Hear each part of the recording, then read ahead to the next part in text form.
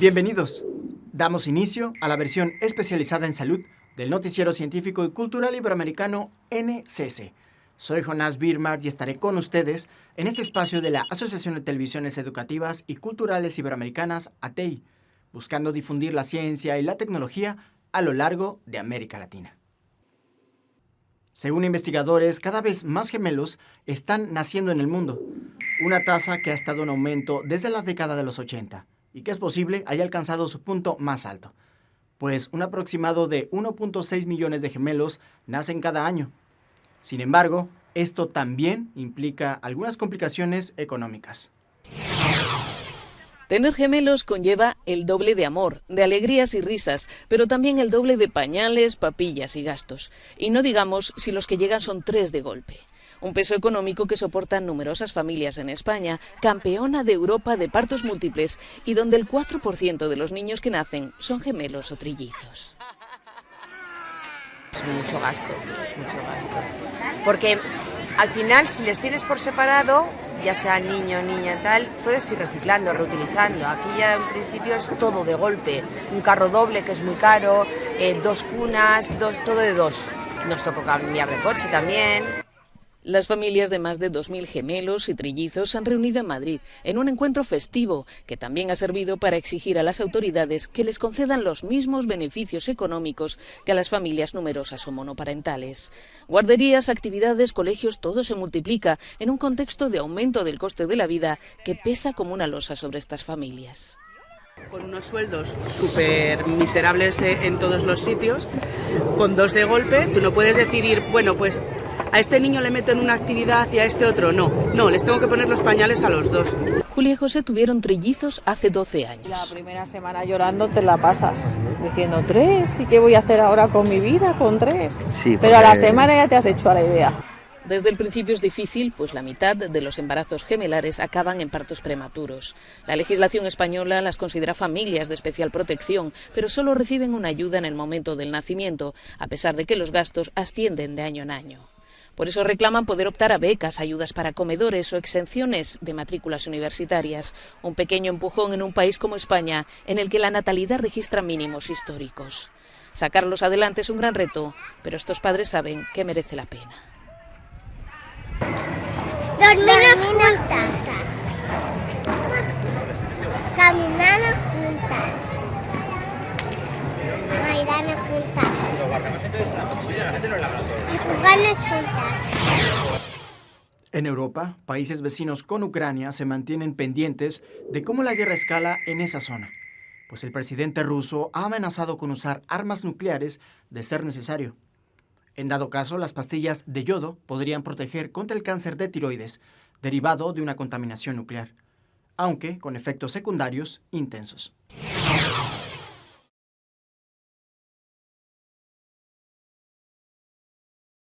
En caso de un accidente nuclear, puede liberarse yodo radiactivo entre otros elementos radiactivos. Este yodo puede ser inhalado o ingerido al consumir líquidos o alimentos contaminados y puede adherirse a la glándula tiroides. Si esto sucede, hay un mayor riesgo de cáncer de esta glándula situada en la parte delantera del cuello. La tiroides almacena naturalmente yodo, que utiliza para producir hormonas esenciales para el buen funcionamiento de nuestros órganos, crecimiento, desarrollo del sistema nervioso, ritmo cardíaco, etc. En caso de que se produzca una liberación de yodo radiactivo, la tiroides debe saturarse con pastillas de yodo estable, de modo que no tenga espacio para almacenar yodo radiactivo. Los comprimidos ingeridos solo son eficaces durante un corto periodo de tiempo. Deben tomarse 1 hora antes de la exposición a la radiactividad y como máximo entre 6 y 12 horas después. Por lo tanto, es necesario esperar la orden de las autoridades competentes antes de tomar la píldora. Después de 24 horas, sus efectos secundarios son más graves que los beneficios esperados. El umbral de protección de la tiroides se establece en 50 milisieverts en la mayoría de los países. Se recomienda que las mujeres embarazadas, los niños y los jóvenes tomen estos comprimidos. Sin embargo, el yodo estable no ofrece ninguna protección contra otros elementos radiactivos, de ahí que sean necesarias otras medidas de protección.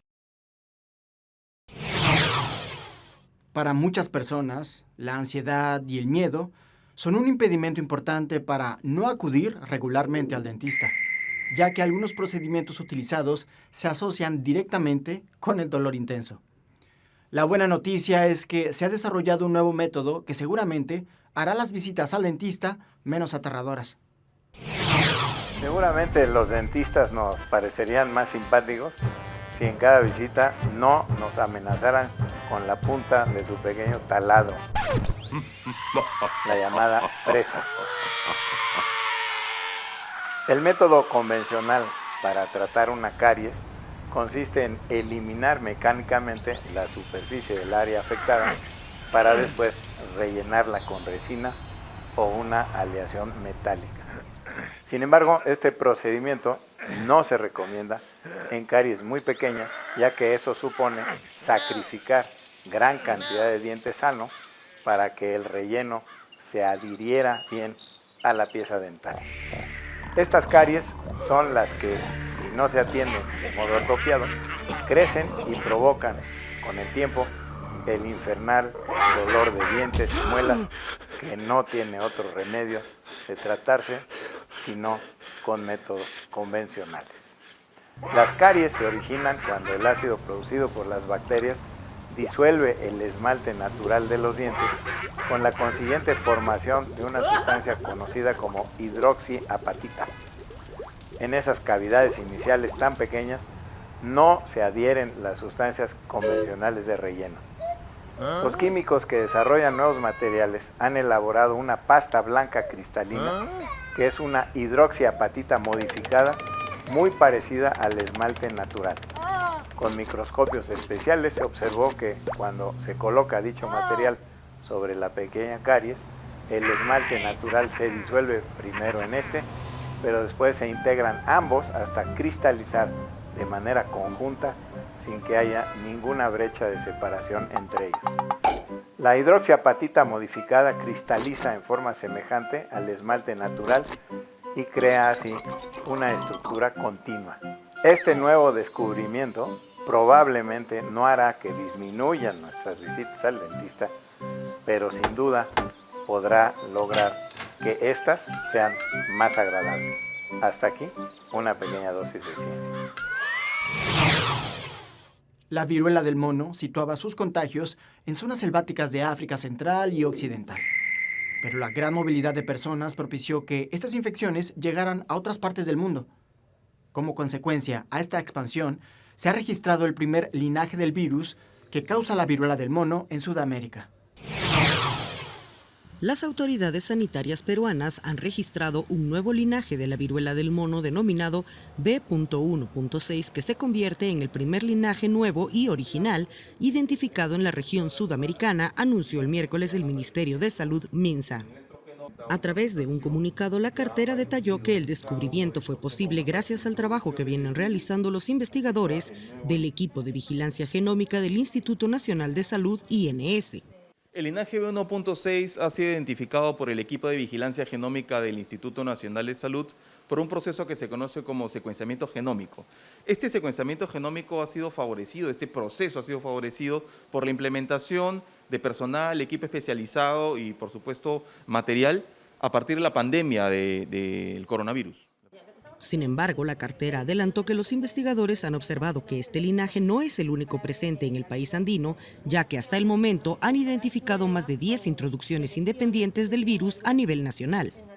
El MINSA sostuvo que, de esta manera, surgen nuevos linajes virales en diversas partes del mundo que han sido denominados del B.1.1 al B.1.8 con la expansión de la epidemia de la viruela del mono a nivel global. De acuerdo con el último informe del MINSA, Perú detectó en las últimas horas 35 nuevos contagios de la viruela del mono, con lo que ascendió a 1.531 el total de casos en la nación sudamericana. Del total detectado, hasta ahora en al menos 16 regiones, 898 han recibido alta médica y 633 están recibiendo seguimiento médico. Con información de la oficina en Lima, Perú, Noticias Xinhua. Tras la pandemia por coronavirus, hemos puesto más atención a los detalles, sobre todo los relacionados a nuestra salud. Incluso algunos términos nos quedan más claros, derivado de la experiencia con el COVID-19, como por ejemplo los niveles de saturación de oxígeno en nuestra sangre, el cual se puede registrar de la siguiente manera gracias al oxímetro de pulso.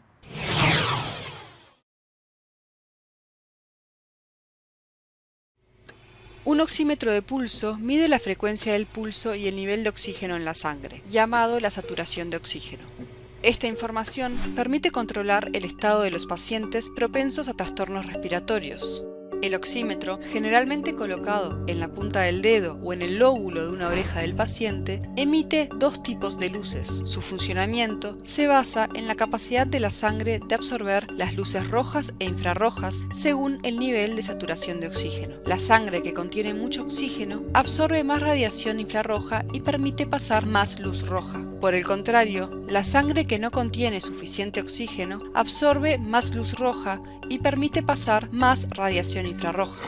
El nivel de saturación de oxígeno se expresa en porcentaje. Una persona en buen estado de salud tiene un nivel de entre 95 y 100%. Una cifra inferior puede indicar un problema pulmonar.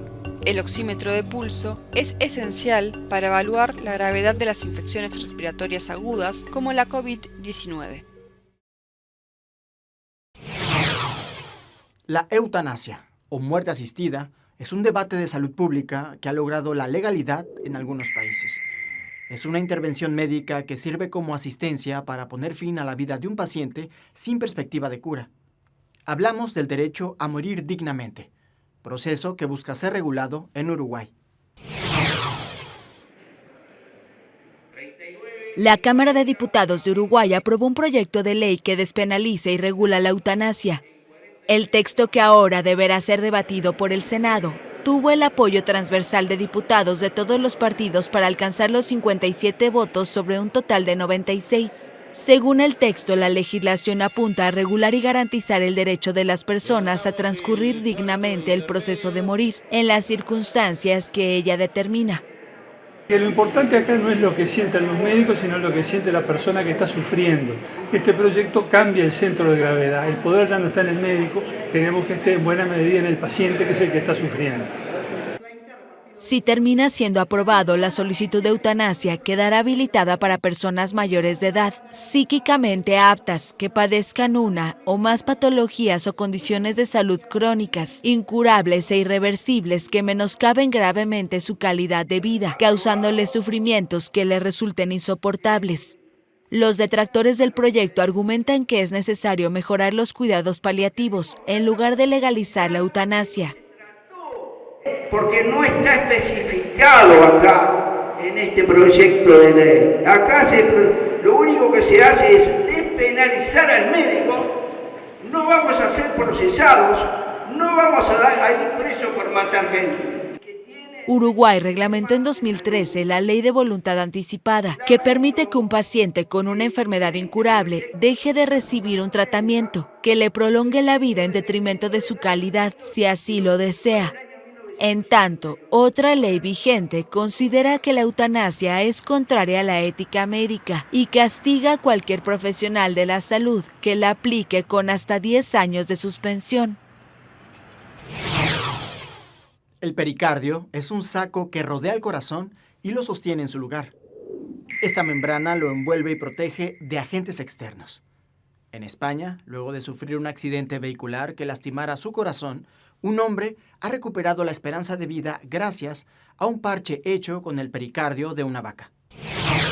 A Francisco, jubilado de 73 años, literalmente se le rompió el corazón hace 9 meses en un accidente de tráfico cuando viajaba con su mujer. En el golpe que llevé en el coche con el volante se me hizo una fisura de unos 5 centímetros aproximadamente. Para salvarle la vida fue necesario colocarle un parche hecho con tejido de una vaca, concretamente con pericardio, la membrana que protege el corazón. Esos parches son creados ex professo, son creados únicamente para esta cirugía en otros países y son vacas que están criadas solo para eso. La de Francisco fue una operación única en el mundo. Participaron 9 médicos del Hospital Regional de Málaga y tuvo que pasar más de 40 días en la UCI. Un orificio tan grande origina tal fallo en el corazón que hace muy difícil que ese paciente llegue al hospital y si llega es muy difícil que llegue a operarse e incluso que supere la cirugía. Hicieron conmigo quizá una obra de arte, son los segundos padres, pero no tengo con qué pagarle, como se dice. Gracias a ellos, Francisco hoy nos cuenta su historia, cómo una cadena de profesionales les repararon un corazón roto que sigue latiendo con fuerza. El agotamiento laboral es un tipo de estrés relacionado a cargas de trabajo, un estado de cansancio físico y emocional que puede afectar la salud mental de una persona. Es también conocido como burnout, un síndrome que afecta en gran medida a las mujeres. Llegó un momento en el que realmente sentí que se me desconectó el cerebro del corazón y del cuerpo. Esto empezó a saturar porque había que compatibilizar trabajo versus mamá versus esposa. No aguanto más. Esta es la frase que continuamente se repiten mentalmente miles de mujeres en América Latina. La sobrecarga laboral, atender la casa, los hijos y distintas actividades de cuidado las ha saturado hasta el punto de padecer del síndrome de burnout, el agotamiento extremo. Aquí te explicamos de qué se trata. Según la Organización Mundial de la Salud, el burnout es el síndrome del trabajador quemado, pero en las mujeres esto llega a un desgaste emocional. Entrará en la próxima clasificación internacional de enfermedades y está relacionado con estrés crónico, desgaste físico, despersonalización de las tareas, bajo rendimiento y cuadros de depresión y ansiedad. ONU Mujeres señala que a nivel mundial, antes de la COVID-19, las mujeres ya hacían al menos 2,5 veces más tareas domésticas y de cuidados no remunerados que los hombres, situación que se disparó durante la pandemia. Este es el caso de Diana Pino, una mujer chilena que durante el confinamiento en pandemia tuvo que trabajar desde la casa, atender a sus hijos, todo lo relacionado con el hogar hasta llegar a una saturación en la cual el estrés crónico y la ansiedad la llevaron a que su ojo izquierdo presentara un derrame. Fue que yo comencé a sentir que el cuerpo ya, algo me estaba avisando que ya venía algo, pero no sabía qué, pero sí me notaba yo como nerviosa. Y bueno, me acosté y cuando desperté tenía todo el ojo por dentro rojo, y era que la venita me había explotado y fue por el colapso nervioso. Ana Lucía Pinzón es una colombiana que también sufrió de agotamiento extremo. Madre de mellizas y esposa de un médico, sintió que en un momento ya no era mujer, generando cuadros de ansiedad. Me olvidé de ser mujer, me olvidé de ser amiga, esposa, familiar y obviamente pues la parte mental como que se redujo a ser una cuidadora. En América Latina, un 76% de la población padece burnout. La OCDE señala que México es el primer país del mundo con un 75%, en donde 8 de cada 10 mujeres lo padecen, superando a países como China en el 73% y Estados Unidos 59%. Y es que la UNESCO resalta la necesidad de visibilizar los problemas que padecen las mujeres a causa de este síndrome, que se generen políticas públicas por parte de los gobiernos y sobre todo que los hombres comiencen a involucrarse en las tareas del hogar, como lo resalta la asesora regional del organismo en salud y bienestar, Marit Guindelani.